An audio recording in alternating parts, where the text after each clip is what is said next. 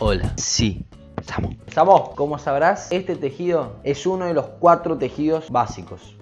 A ver, este tejido epitelial forma parte de los 4 tejidos básicos que nosotros conocemos. ¿Te acordás cuáles eran? Epitelial, muscular, nervioso y el tejido conectivo. Ahora en este video te quiero hablar sobre el tejido epitelial. ¿De dónde surge este tejido epitelial? Surge de las 3 capas germinativas que conocemos, que son el ectodermo, mesodermo y el endodermo. ¿Qué epitelios vamos a tener que se van a originar de estas capas germinativas? Bueno, vamos a tener que del endodermo se van a originar las vías respiratorias, la vía digestiva, el hígado y el páncreas. Del mesodermo, ¿qué epitelios se van a originar? Bueno, vamos a tener al riñón, a las vías urinarias, al mesotelio, al endotelio, al aparato reproductor masculino y al aparato reproductor femenino. ¿Qué estructura vamos a tener que se van a originar del ectodermo? Bueno, vamos a tener a la piel, a la córnea, a la mucosa oral, a la mucosa nasal, bucal y también las glándulas mamarias y las glándulas de la piel. Entonces, estas estructuras se originan a partir de todas estas capas germinativas. Ahora, ¿cómo se clasifica el tejido epitelial? Mirá, te muestro. Este tejido se va a clasificar de 2 maneras. Por un lado vamos a tener al tejido membranoso y por otro lado vamos a tener al tejido glandular. ¿Qué tenés que saber del epitelio membranoso? Es que, como dice su nombre, membranoso, sus células se disponen como si fueran membranas, como si fueran láminas, membranas. El punto acá importante es que las células de este tejido membranoso se van a disponer de una manera muy particular, en láminas. Lo hacen con un objetivo en particular y es que quieren cubrir las estructuras del cuerpo. Se van a encargar de cubrir al cuerpo, de tapizar el cuerpo, van a tapizar los órganos, van a revestir las estructuras internas. ¿Qué función van a tener las células que se disponen en láminas y que van a formar al tejido epitelial membranoso? Bueno, van a tener la función de cubrir al cuerpo, a los órganos, de revestir las estructuras internas. Ahora, tenemos por el otro lado al epitelio glandular. Ahora, ¿qué característica tiene este epitelio glandular? Bueno, es que está formado por un epitelio que está invaginado desde la superficie. Estas células están especializadas en esto, en la secreción. Pero ahora, ¿secreción de qué cosa? Y bueno, secreción de sustancias. Y a estas células que están especializadas en esto, en la secreción de sustancias, se la conoce como,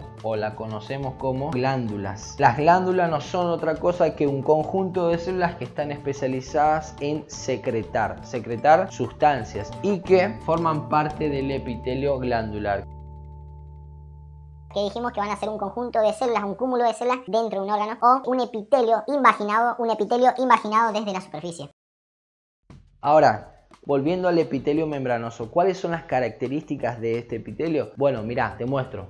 Primera característica es que sus células están muy juntas, están muy estrechas, están muy pegadas entre sí. Y justamente gracias a esto, a que sus células están muy juntas, viene la segunda característica, y es que al estar muy juntas entre sí estas células no dejan espacio para sustancia intercelular, no dejan espacio para esa sustancia que se encuentra entre las células. Por eso decimos que la sustancia intercelular de este epitelio membranoso es muy escasa o nula. Ahora, ¿cuál es la tercera característica que tiene este epitelio membranoso? Mira, es que por debajo de las células, haciendo como una especie de sostén o de anclaje a todas estas células que están acá, se encuentra como una lámina, como una membrana que está en la base de las células y que la conocemos como lámina basal o membrana basal. Y su principal función es la de sostener a las células, tiene una función de sostén o como una especie de anclaje, es como si fuera que ancla a todas estas células a la lámina basal. Un dato importante acá, estos términos, tanto lámina basal como membrana basal, por ahí se los puede usar como sinónimos, pero no necesariamente son la misma cosa. Otro punto importante, otra característica importante acá es que este tejido epitelial membranoso tiene toda una serie de cosas acá abajo, por debajo de esta membrana basal, una serie de elementos que subyace a esto y que se llama justamente tejido conectivo subyacente. Entonces, otra característica es que tiene tejido conectivo subyacente.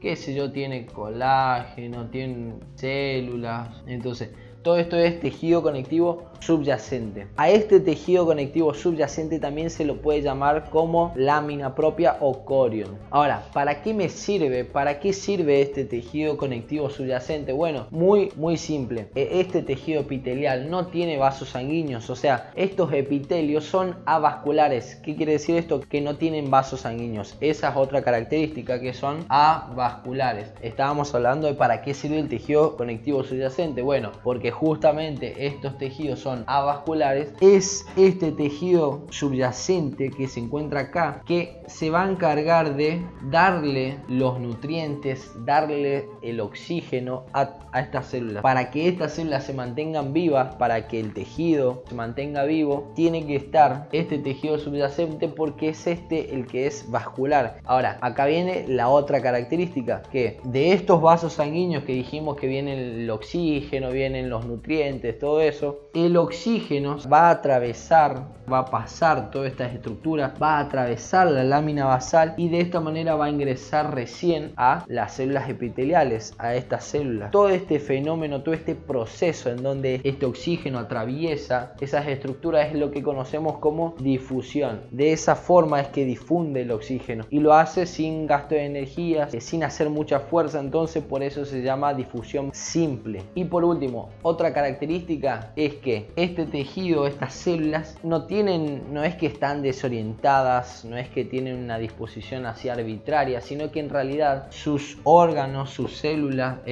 sus estructuras, las estructuras que están dentro de las células se encuentran dispuestas de una manera muy organizada, están previamente diseñadas para que cada uno se encuentre en un lugar específico. No es que se ubican a donde quieren, sino que cada estructura tiene un lugar específico y esto es lo que conocemos como polaridad. Entonces, este tejido tiene polaridad, las células tienen polaridad. Por ejemplo, tenemos esta célula en donde su núcleo no está en cualquier lado, sino que está en un lugar muy particular, y es que se encuentra en ¿dónde? En el centro. ¿Por qué? Porque tiene polaridad.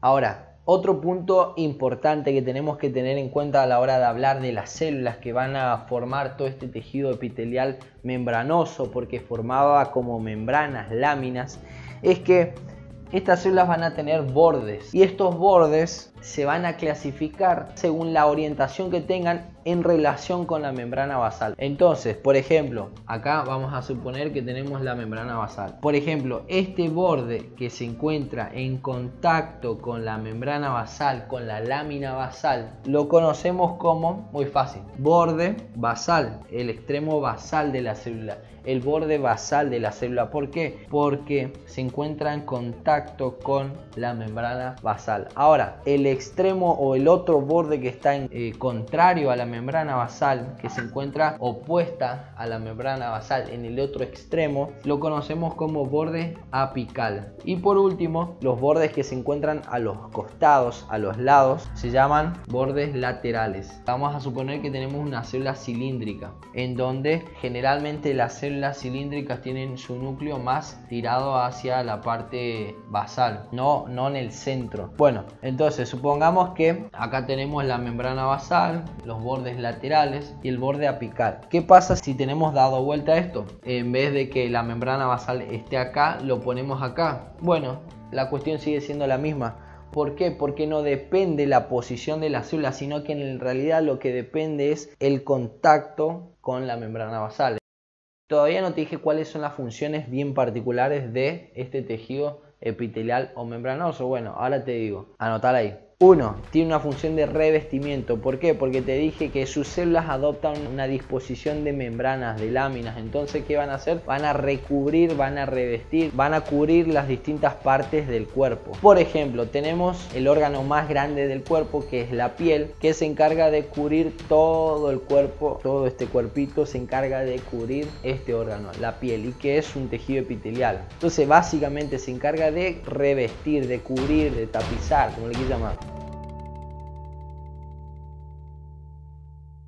Segunda función que tiene este tejido epitelial membranoso. Se encarga de absorber, ¿Qué es esto de absorber? Bueno, básicamente es de, no sé por qué tengo que explicar esto si ya se sabe qué es absorber. Es que la célula agarre y chupe una sustancia, que la célula agarre y tome una sustancia para ella, porque la necesita. Eso es básicamente absorber. Listo, ya está con eso.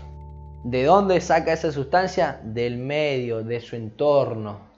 ¿Qué ejemplos tenemos, por ejemplo, de un epitelio que se encarga de absorber? Bueno, tenemos, por ejemplo, el intestino. Los dos se encargan de absorber. Tercera función del tejido epitelial membranoso. ¿Cuál es? La secreción. Tercera función, se encarga de secretar. ¿Qué significa secretar? Mira, tómala así. Es la capacidad que tiene la célula de sacar sustancias. Pero escuchá, no cualquier sustancia, sino que sustancias que son útiles, que sirven, que no son desechos, Ese es el término correcto de secretar. La capacidad que tiene la célula de sacar, de expulsar sustancias que le sirven, que son útiles, que se van a usar, que tienen una finalidad en particular. Por ejemplo, una hormona se secreta. La hormona tiene una finalidad que es la de ir y, bueno, hacer toda una serie de cosas ahí. Lo puede expulsar en el mismo lugar donde se encuentran o mandarlas a otra parte del cuerpo.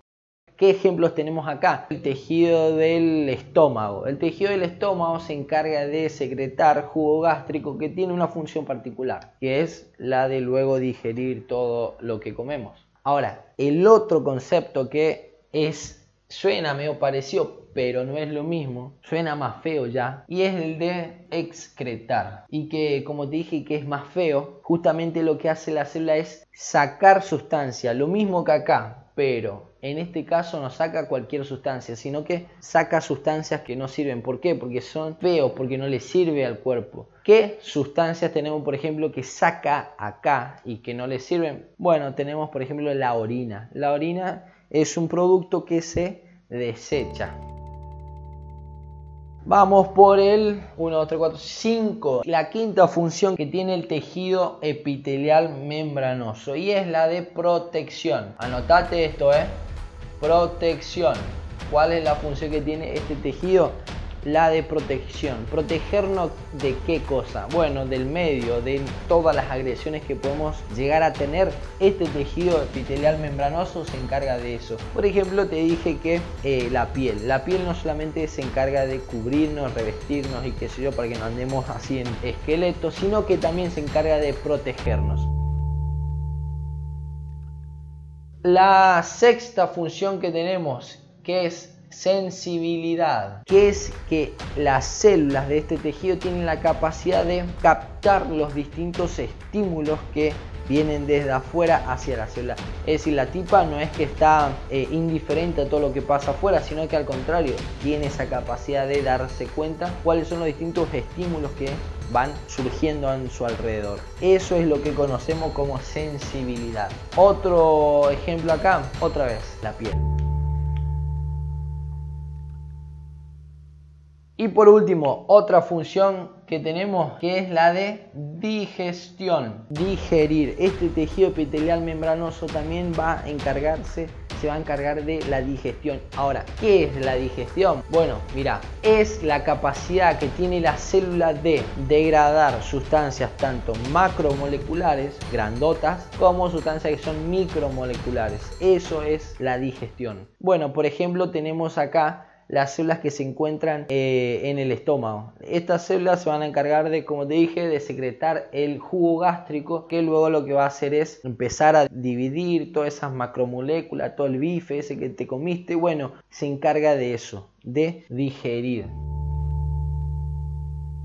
Ahora, ¿cómo clasificamos a este tejido epitelial membranoso? Lo vamos a clasificar de acuerdo a dos parámetros. Por un lado vamos a tener que según la forma de las células y segundo, según el número de estratos o hileras. Entonces, por un lado puede ser de acuerdo a la forma, qué forma tiene la célula, y por otro lado de acuerdo al número de hileras, la cantidad de hileras de células que tenemos, la cantidad de estratos. Entonces, de acuerdo a las formas podemos tener las células planas. ¿Qué característica tiene? Bueno, que lo que predomina es lo ancho sobre lo alto y que su núcleo es alargado. ¿Qué característica tienen las células cúbicas? Que todos los lados son iguales y que su núcleo, bueno, no está medido con una regla, pero en teoría están así, son semejantes. Bueno, y que su núcleo es central. Y por último tenemos a las células cilíndricas que tienen forma de un cilindro y que predomina lo alto sobre lo ancho y que su núcleo está más tirado hacia la base, está cercano a la base.